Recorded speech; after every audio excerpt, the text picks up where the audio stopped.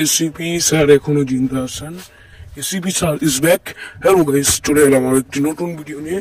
Welcome back to my channel. যে এখানে আমরা সিআইডির প্রোমোতে দেখতে পেয়েছি যে এসিপি স্যার এখনো জিন্দা আছেন।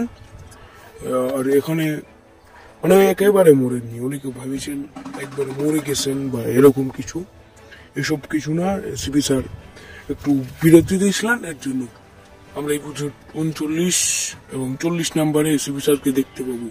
এটা খুবই সুখবর এবং সুখবর দিলেন যিনি মেগাস্টার এসিপি। তাকে এসিপি মেগাস্টার ভাববো, মানে সিআইডি শুরুর মধ্যে মেগাস্টার হচ্ছে এসিপি। এসিপি স্যার যদি না থাকে তাহলে তো সিআইডি তো জমবে না। আবার আপনারা বলতে পারেন যে সিআইডির খবর দিচ্ছি কেন, ভালো লাগে তাই দিচ্ছি। ধন্যবাদ।